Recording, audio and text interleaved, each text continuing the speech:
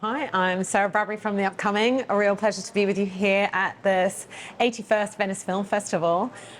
Maybe for people who don't know anything about Seeking Haven for Mr. Rambo, you can give us a brief introduction. What can people expect when they watch your film? First, my name is Khaled Mansour. I'm an Egyptian director and scriptwriter. I'm here for my first film, participating in the Orizzonti Orchestra in in the festival. So my film about Hassan. Hassan is a young man. I think in the beginning of 30s.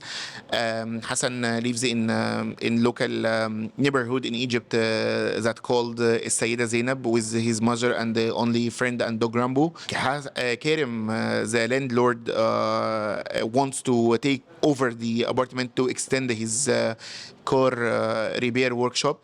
So the Hassan's mother refuses this decision, and she decides to go to the court to save the apartment. Karim feels upset about this decision, and he decides to provoke Hassan. And one day, when Hassan comes back to his home, Karim fight him, and Hassan can't defend himself. So Rambo decides to defend Hassan and buy Karim from a sensitive part of his body. So Karim decides to takes over Rambo and revenge from him about this to retake his dignity, and yeah. This is a film, but it's a not comedy film and not funny ever. It's a dark and not dark. It's a drama film, and it's a not comedy because people when hear about the story they think it's a comedy film, but it's not a comedy film ever. And obviously it's your first feature, but you've done quite a few shorts before. Tell us, why was it this story that you wanted to make that leap into doing a feature? And I was reading, you sort of had this striking image of a man sat in the dark with his dog. Can you tell us a bit about how that image came to you and how the inspiration for the story came? First, I almost worked on this film about 8 years, I think, from working on this project. So this image, this blur image of the young man that hugs his dog, I don't know where this image came from. I just found here in my mind, and I don't know. I can when I see this image or where I see this image or thing, I know that this image in my mind, and I see this image in a continuous way. So I don't know where it came from, but I felt like that I want to tell people stories about or a story about this image, especially after this image almost 3 or 4 months. There was an famous incident that happened in Egypt. It's called El Ahram Dog Street. El Ahram, it's a very famous street in Egypt, in local neighborhood. It's called Shobra. A group of men tied a baladi dog in a live pole in the street, and they brought knives, and they started cutting the dog when he was alive, and in front of his owner.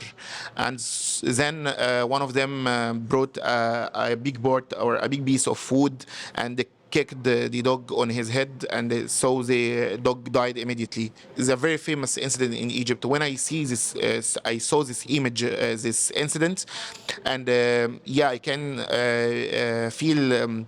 I'm relevant with this image and this incident, and I want to make a film that I tell people about the people who make this this bad or the crime. But in my story, I want the dog owner takes action and save his dog from this fate, the bad fate. I decided to make a film that Hassan, that he is trying to save Rambo, his friend, the only friend, from this fate, and even he will pay anything to save his friend and his dog. What was your process of casting Sam as Hassan, and I guess also working and casting a dog? I don't even know what the process is for that, but I mean, they always warn about working with children and animals. Is that something that was a challenge? First, they have two identical dogs, not one.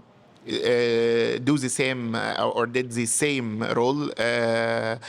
So I decided to give to bring the dogs from the street. They are the stray dogs in real life, not the trained dogs. So I decided to bring the stray dogs from the street, and we can train them on their roles. And I want to, in the real life, to rescue dog from the street and to give them the chance to be stars, and to from the streets and from the rubbish from the street to the red carpet in a place like festival like Venice here. We brought them from the streets and trained them by the professional training academy. It's called East Wind in Egypt. And the training period, I think, was 5 months or 6 months. The first 2 months, the academy trained them fitness training and on swimming training and running on the treadmill. The next 4 months, they trained with the main actors, Sam Omar, Hassan, and Rakin Saad Asma, and Ahmed Bahai Karim. And yeah, the training process almost 6 months, I think. This is the process of how we choose the Rambo.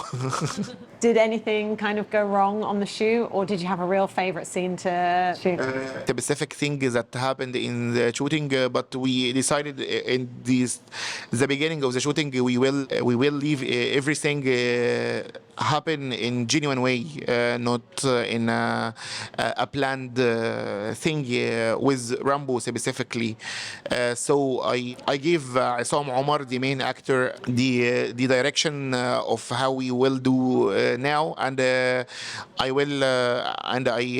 told him that we will leave Rambo do whatever he wants in the scene.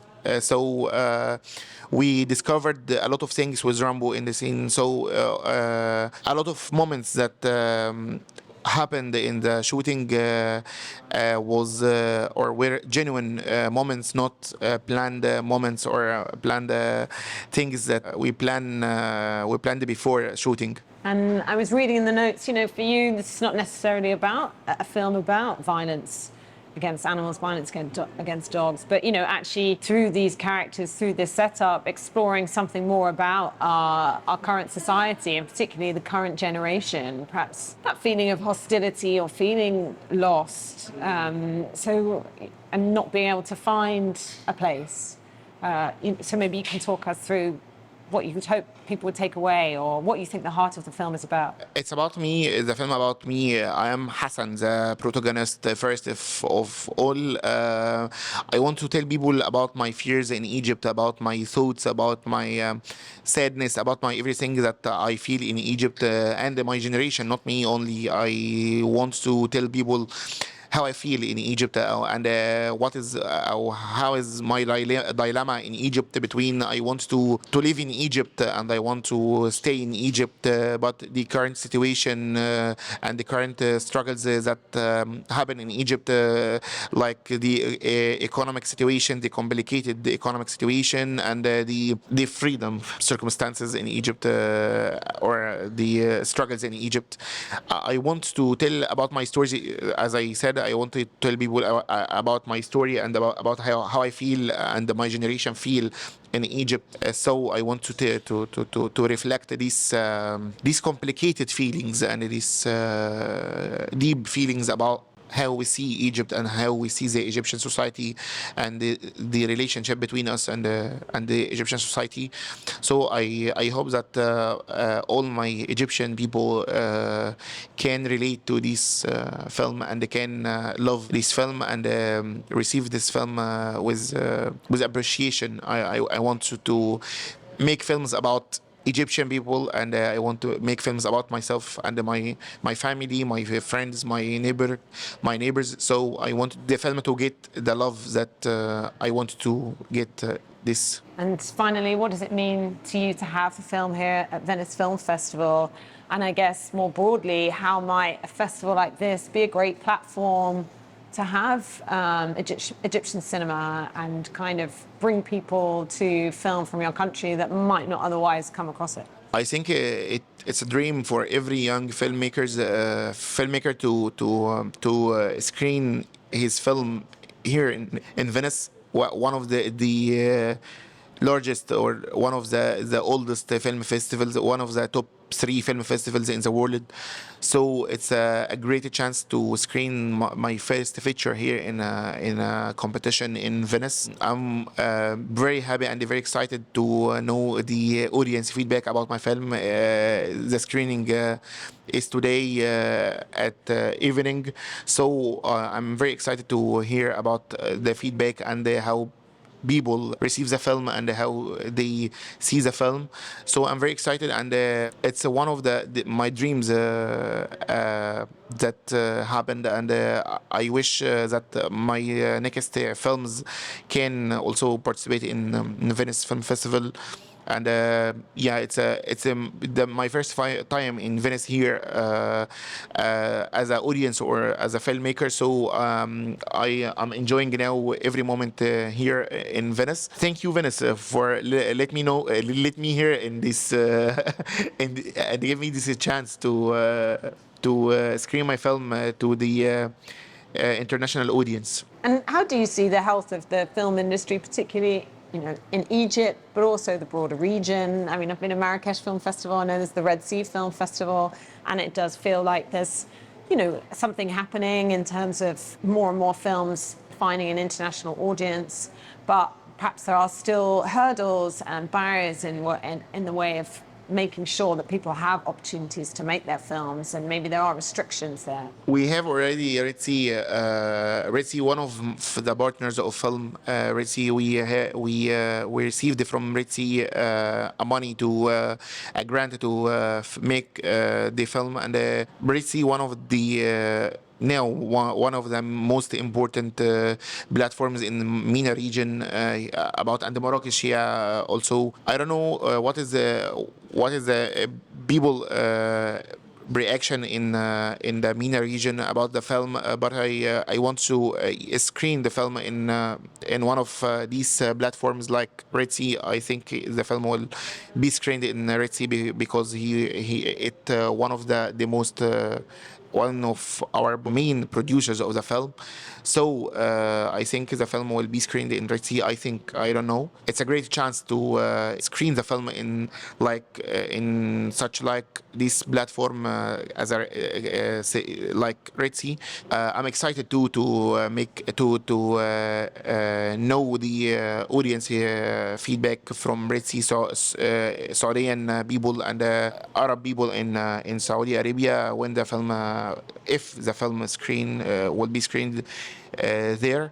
But I find all of these platforms give the Arab filmmakers chances to find a way to make their films and to make their dreams. I want to thank them also about this. This is support in my films, especially.